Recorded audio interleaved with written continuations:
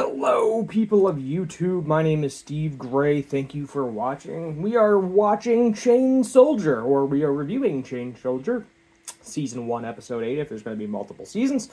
And let me tell you, Tenka, she is a feisty one. She knows what she wants, and she goes after it. And can Yuki handle it? That is the real question.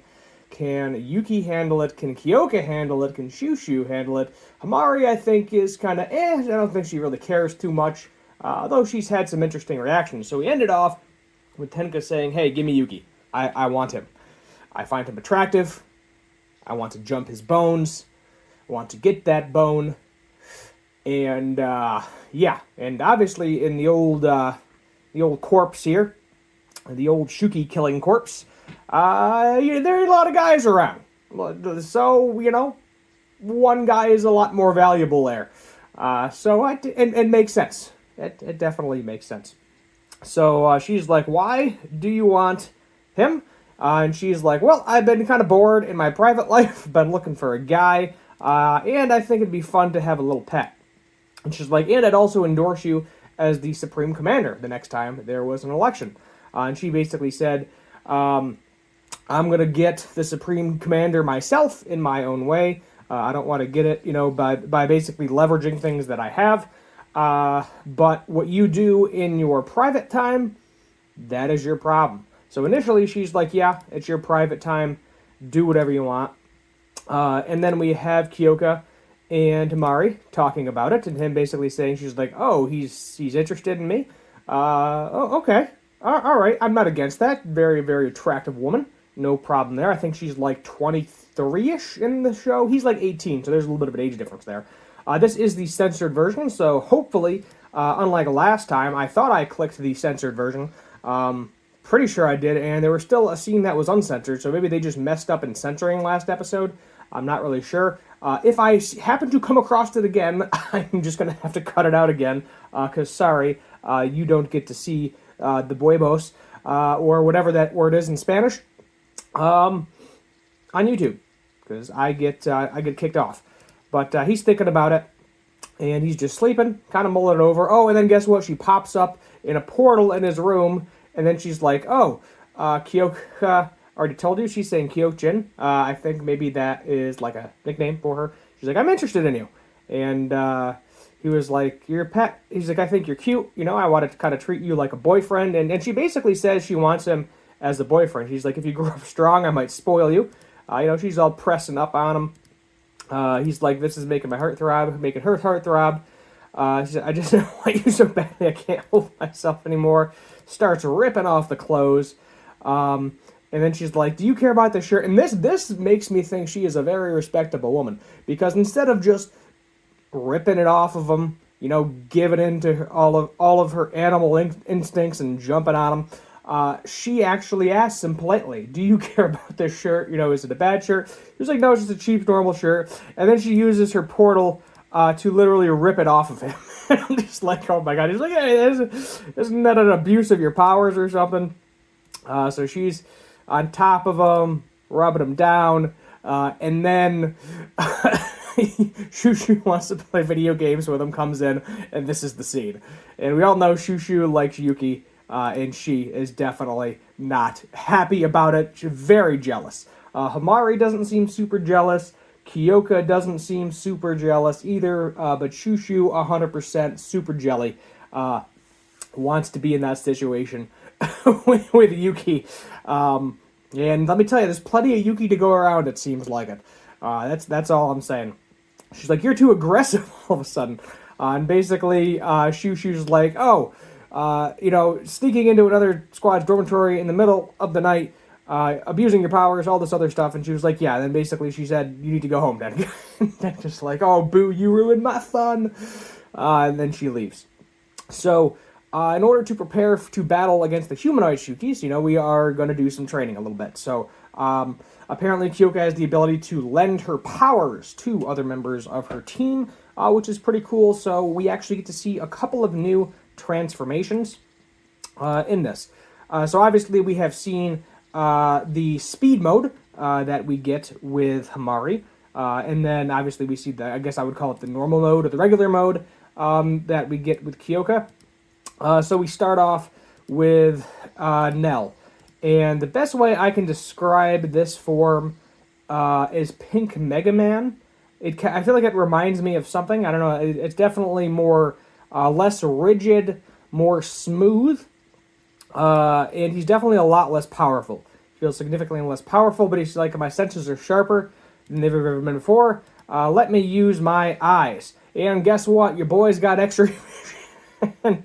So he sees her in the old underwears and then rubs his eyes. And then, yeah, good. I'm going to skip. I think I skipped past the part where it would have shown something anyway. Shushu thinks it's funny. You know, she's like, ooh, you're looking at my body. Hamari's like, hey. And he's like, wait, no, don't turn around. now I can see it from the back.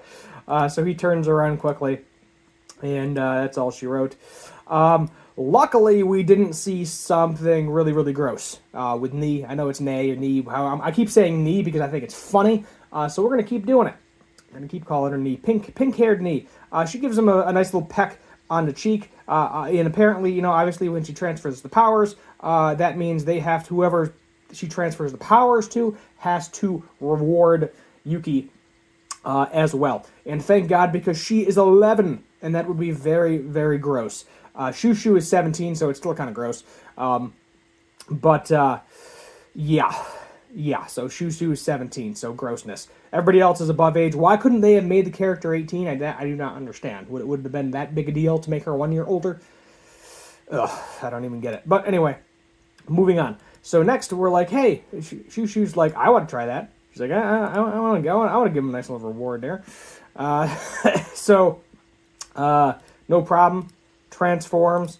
And essentially, we get a bulky powerhouse form, is what I would call it. Kind of think Trunks when he gets super muscular and Super Saiyan form. We're sure he's very, very powerful, and, you know, a hit is going to do a lot of damage, but he's not going to be able to hit you because he's super slow.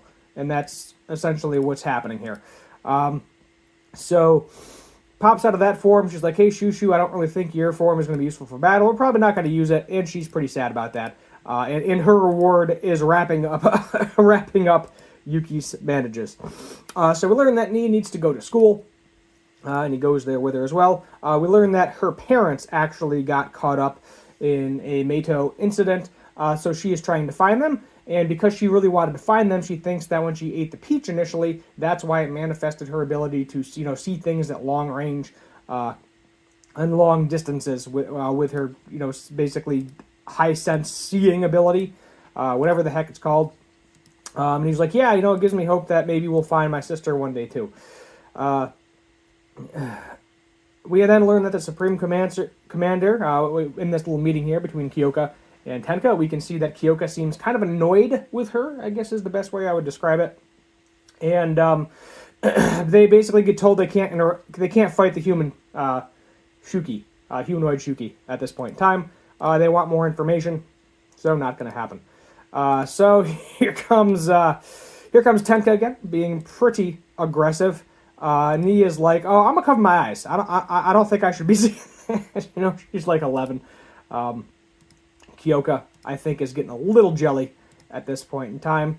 And then she's like, hey, do you need my help? And then Kyoka's like, no, don't worry about it. This is my district. You just stand back and watch.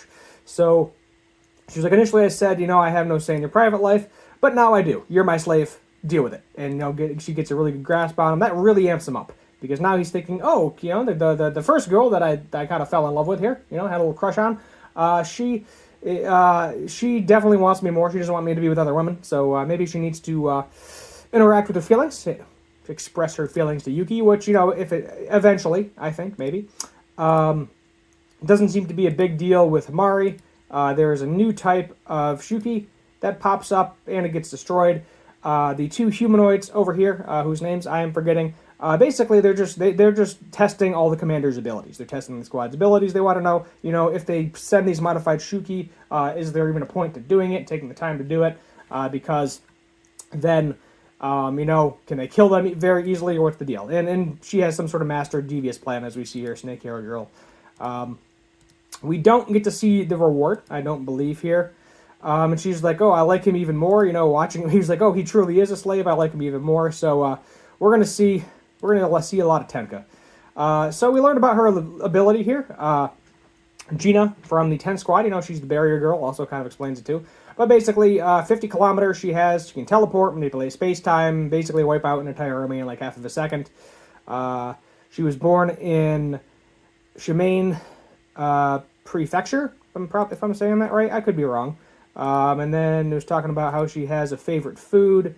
Her favorite food is financiers. I have no idea what that is. I might be just a bad translation or something. I'll have to look that up.